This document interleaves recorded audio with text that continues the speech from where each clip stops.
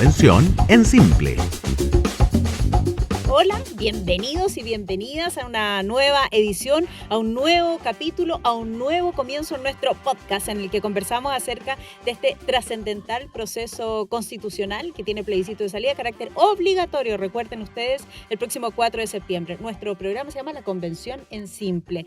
Alejandro Fernández con nosotros, como siempre, director ejecutivo de la Fundación Pacto Social, con quien despejamos varias dudas. ¿Cómo estás, Alejandro? Todo bien, ¿y tú, Sole? Bien, ¿cómo avanza esto? Sí, qué bueno, ya queda Recta poquito. final. Sí, quedan pocas semanas, así que... Más aliviado. Más aliviado.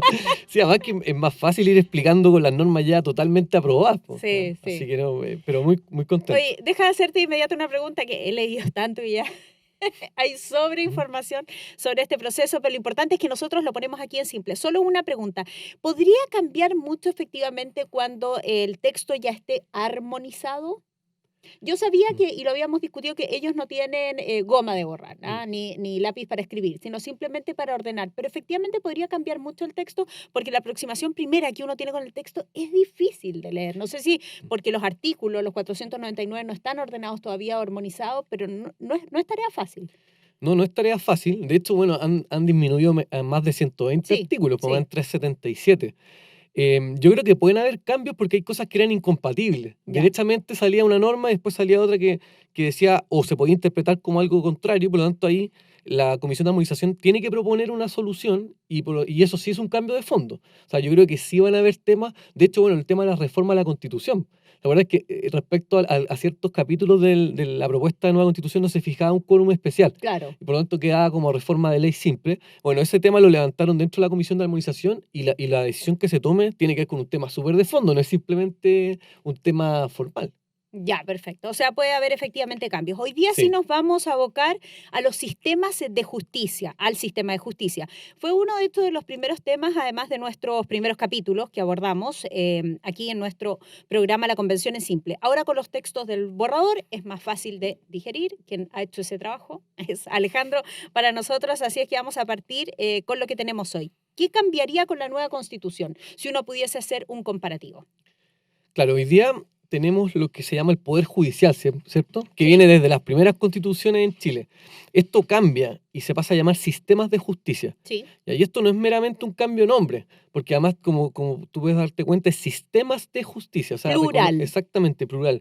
Es importante porque hoy día hay solamente un gran sistema que aplica a todo Chile, ¿cierto? De Arica a Punta Arenas, da lo mismo donde estés. En cambio, ahora estos sistemas de justicia, ¿qué significa? Que reconoce, por un lado, los sistemas indígenas, y por otro lado, el sistema nacional para las personas que no pertenecen a esos pueblos originarios. Entonces estamos hablando de que podrían existir hasta 11 sistemas de justicia indígena, porque hay 11 naciones preexistentes al Estado, pueblos originarios que reconoce el texto, Ujú. más un sistema nacional. O sea, un cambio súper relevante porque esto dice la norma que coexisten en un plano de igualdad. ¿Ya? O sea, no es que esté el sistema de justicia indígena como bajo el sistema nacional, Ni sino sobre. ni sobre, los ponen al lado, en forma paralela. Lo único tema que garantiza una cierta unidad es la Corte Suprema. ¿Ah? Si uno, por ejemplo, hay una autoridad indígena que resuelve una cosa, uno puede eventualmente presentar una impugnación, o sea, un recurso ante la Corte Suprema. Pero salvo eso, son sistemas totalmente paralelos. Ya, pero tenemos sistemas plural de justicia y eso es un gran cambio respecto del Poder Judicial. Exactamente, es un gran cambio.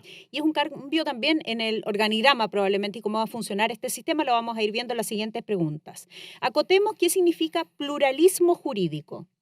Sí, el pluralismo jurídico, bueno, pluralismo se refiere, ¿cierto?, a que hay más de un sistema, ¿cierto? Como decía hoy día, hay solamente un sistema, podrían haber hasta 11 sistemas indígenas adicionales. Ujú. ¿Qué significa? La norma hablan de que existe, hoy día solamente los jueces o los tribunales de justicia pueden impartir justicia, ¿cierto?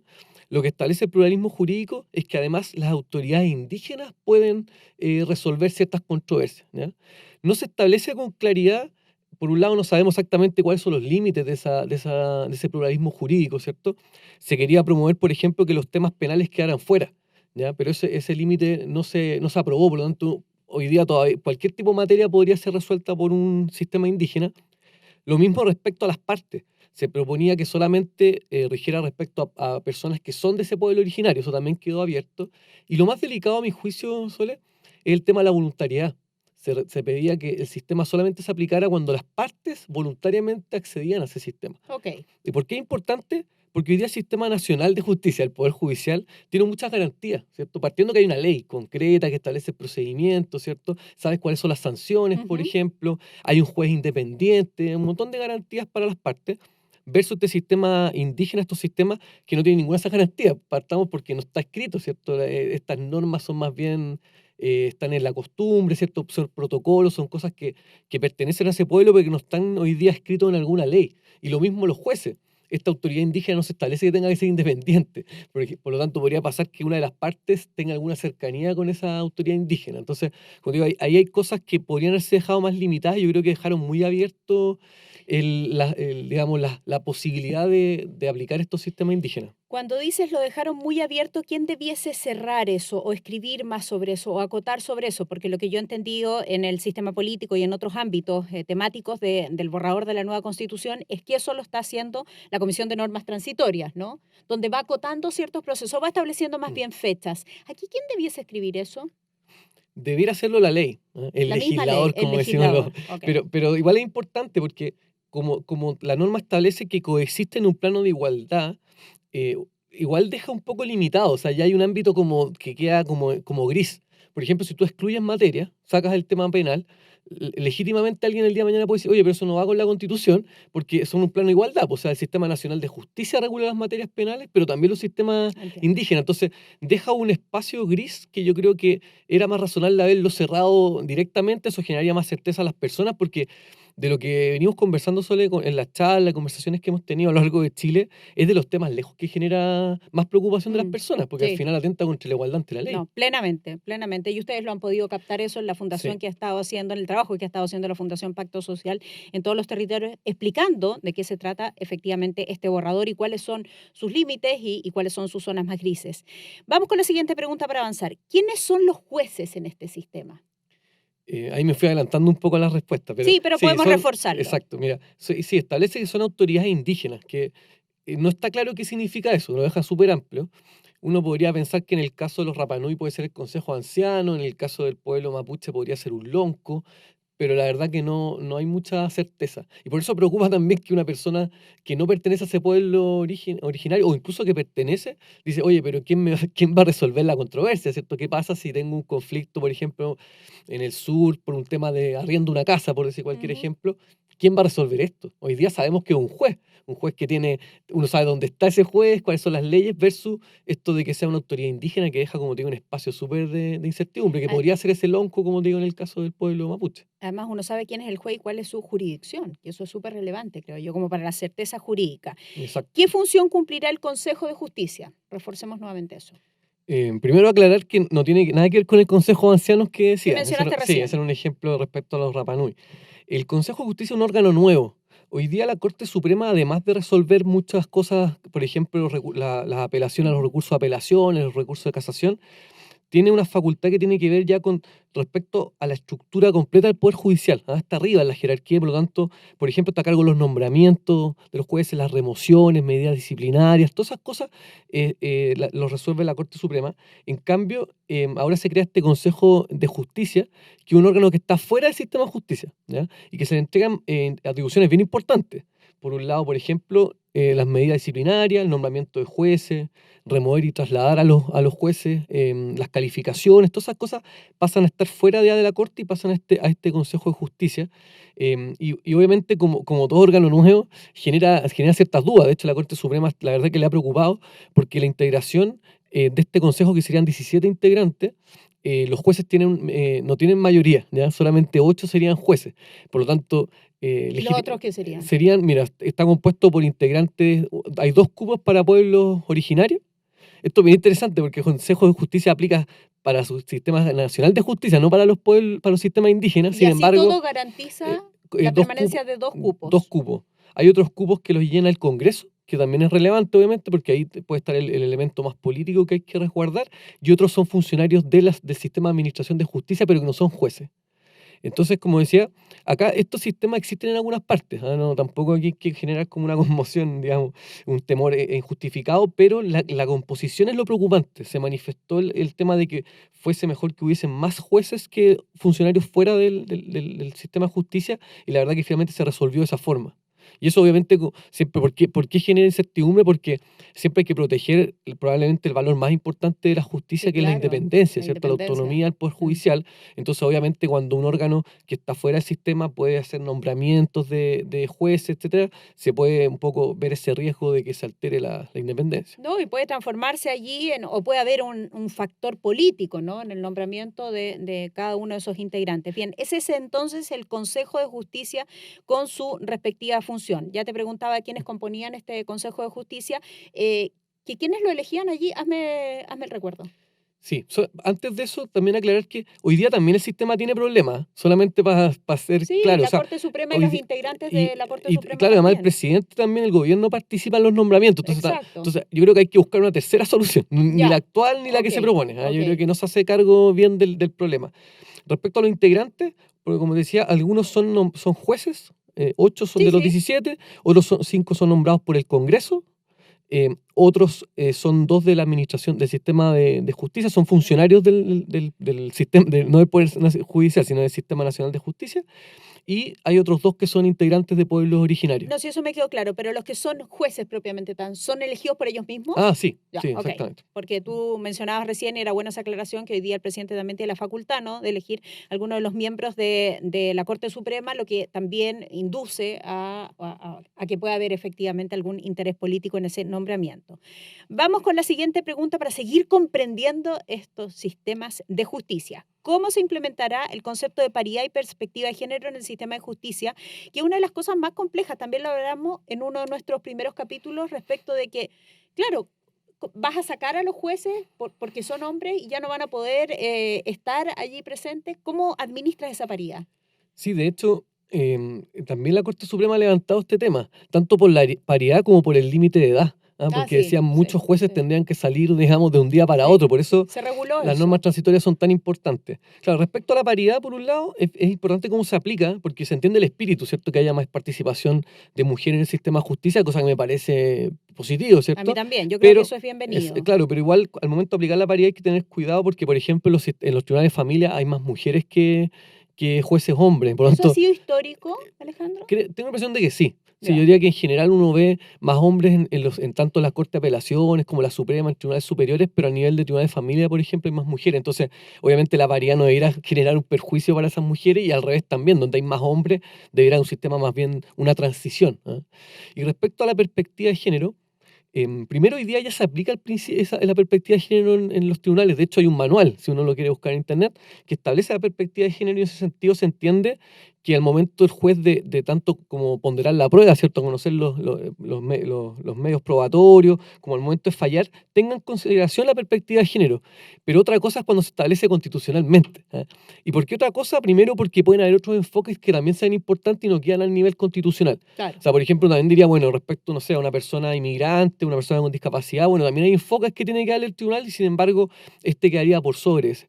Y el otro tema es que a veces se puede utilizar ya no simplemente como un enfoque, una perspectiva, sino derechamente para que el juez falle algo contra la ley vigente, estableciendo como el juez normas que no están escritas, ¿ah? En el Mm. fondo, amparado en la perspectiva de género, resuelve algo inventando una ley, por decir así, ¿ah? Que tiene ¿Te que ver como lo refieres que a en el que sea activismo mal judicial. utilizado? Exactamente, como que abre un espacio al menos ambiguo, ¿ah? Hoy día el juez falla conforme a la ley, ¿cierto? A derecho. Ahora, con perspectiva de género, como digo, permitiría que en algunos casos pueda innovar, ¿ah? Y crear soluciones que no están establecidas en la ley, y eso evidentemente deja un espacio de incertidumbre que no debiera generar un sistema de justicia. Ya. ¿Quieres agregar algo más sobre el sistema de justicia que nos falte? No, creo que ¿No? estamos bien. Estamos bien, ok. Completado eso, vamos a los órganos autónomos. También mucho se habló de esto, incluso surgieron algunas iniciativas ciudadanas, ¿no? Respecto de proteger la independencia, por ejemplo, del Banco Central, la autonomía, quiero decir, del Banco Central y otras así similares. Y es por eso que queremos saber qué es lo que dice finalmente el borrador respecto de estos importantísimos temas. ¿Qué pasa con el Banco Central? ¿Mantiene su autonomía? Sí, la verdad, Soledad, es que esto se discutió harto y Mm. habían varias indicaciones, propuestas que afectaban la autonomía. pero la norma definitivamente quedó bastante bien, quedó Sí. resguardado. Sí se agregan unas consideraciones adicionales, como que además el Banco Central tiene que tener en cuenta la protección del empleo, el cuidado del medio ambiente, el patrimonio natural, que son cosas adicionales, Sí. pero la función misma sigue siendo la estabilidad de los precios y el normal funcionamiento de los pagos internos y externos. Por lo tanto, yo diría que en ese sentido no hay temores. Sí hay una innovación que a mí me parece que abre nuevamente espacios riesgos porque se puede, digamos, introducir el factor político, es la posibilidad de remoción de los miembros del Banco Central. ¿Quién puede removerlos? Puede haber una acusación de parte de los diputados. ¿Ya? La resuelve la Corte Suprema y eso es bueno, al menos saca desde el Congreso Sí, claro. la resolución, pero de todas maneras deja ese espacio que hoy día no está. Hoy día es un órgano totalmente independiente y técnico.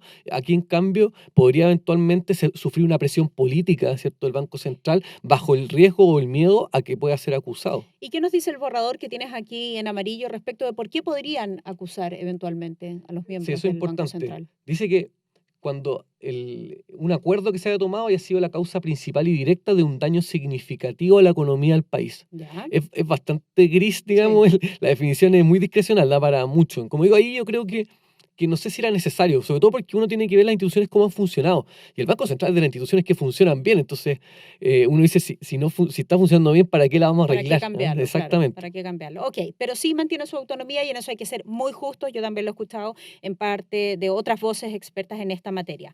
Vamos con lo siguiente. ¿Por qué se rechazó la creación de la Defensoría de Víctimas? ¿Y qué buscaba esa Defensoría de Víctimas? Sí, eso llama mucho la atención. Habían varias propuestas en ese sentido. Hoy día tú sabes que una persona que es víctima de un delito no tiene una protección especial. Está el Ministerio Público, la Fiscalía Nacional, pero ellos persiguen el delito independiente del rol de la víctima. Entonces, esta defensoría tenía por objeto, por un lado, darle defensa jurídica, acceso a un abogado y también otro tipo de apoyo, por ejemplo, psicológico, ¿cierto?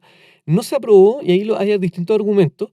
Por un lado, algunos decían que no era necesario porque está la Defensoría del Pueblo, que sí se aprobó, pero la verdad que no tiene nada que ver. La Defensoría del Pueblo tiene que ver, es mucho más parecido al Instituto Nacional de Derechos Humanos. Ya. Tiene que ver con sobre todo controlar el poder del Estado y la vulneración eventual de derechos humanos. Entonces, entonces, por un lado, esa era la excusa, una razón de por qué no se aprobó. La verdad que yo creo que tiene que ver más con un tema mucho más ideológico, que es principalmente la idea de que hoy día el victimario, por decir así, la persona que comete un delito o el imputado a un delito, es más bien víctima. Esa lógica de entender que finalmente responde solamente a un contexto social Es determinado. víctima de la sociedad, es Exactamente. víctima de su escasez de educación, es víctima de lo que la sociedad no ha logrado darle, etcétera. Exactamente. Yo creo que ahí hay un problema. Uno puede obviamente abordar las causas que están detrás, que son profundas, pero tampoco podemos desconocer la responsabilidad Por penal. supuesto. Tenemos un problema social si es que no Por nos hacemos supuesto. cargo de perseguir los delitos. Y porque Entonces, el abanico además es demasiado amplio. es No muy puedes am- dar por es- sentado que este es el mínimo exactamente. común denominador de todo. Claro, además es no creer la libertad de las personas, como Exacto. asumir que por estar en un contexto determinado vas a ser delincuente, que a mí por lo menos me parece bien compleja esa conclusión. Y llama la atención también porque hay muchos órganos que se reconocen en la propuesta de constitución, como la Defensoría de la Naturaleza. Ujú. Entonces no se entiende por qué algo tan importante como las víctimas de delitos no se considera. Pero no está en el borrador. No está. La Defensoría entonces de las víctimas, que no es lo mismo que la Defensoría del Pueblo, que es algo distinto. Exactamente. Ok. ¿Cuáles son las diferencias de la nueva Corte Constitucional con el Tribunal Constitucional actual? ¿Se desecha ya el Tribunal Constitucional? Sí, pero como muchas cosas le cambian de nombre. Yo creo que además como tiene mala prensa el Tribunal Constitucional, lamentablemente, porque es súper importante los tribunales constitucionales o las cortes constitucionales porque básicamente se preocupan de que las leyes respeten la supremacía de la Constitución. O sea, pierde sentido la Constitución si no es porque el resto de las leyes se someten, digamos, tan bajo la Constitución, ¿cierto? Ujú. Entonces se elimina el Tribunal Constitucional, pero igual se crea la Corte Constitucional, que básicamente es un tema de nombre. ¿Y es muy parecido en su En, orgánica? en la orgánica, mira, se aumenta la composición a 11 integrantes, que eso es bueno, porque hoy día, porque así queda un número impar, ¿cierto? Entonces siempre va a haber, no tiene que resolverlo el presidente del tribunal como es hoy día. Y lo otro importante es que actualmente existe el control preventivo, que suena como algo súper técnico, pero básicamente, tanto durante la tramitación del proyecto, ¿cierto? Como ya aprobado, pero antes de que entre en vigencia, se puede revisar si es constitucional el proyecto. De esa forma nunca alcanza a existir, digamos. En cambio, eso se elimina y por lo tanto solamente lo que existiría es la inaplicabilidad, que es básicamente cuando tú estás en un juicio y hay una norma que puede ser inconstitucional, lo reclamas ante el Tribunal Constitucional y eventualmente si hay más de dos fallos que son que se acoge la inaplicabilidad, se puede declarar inconstitucional la norma. Esto suena como un trabalengua. Oye, sí, Sí. te diste una vuelta grande. Es complejo, sí, es difícil explicarlo más en simple, pero eso, o sea, básicamente resguarda la constitucionalidad, pero más limitado de lo que tiene hoy día. Ya, pero sí queda resguardada la constitucionalidad. ¿Queda resguardada? Sí, pero no con el nivel de atribuciones que tiene hoy día el Tribunal Constitucional. ¿Y eso te parece bien o mal? Me parece una salida razonable. O sea, de hecho, en Ya. muchos países es así. No diría que es una súper innovación.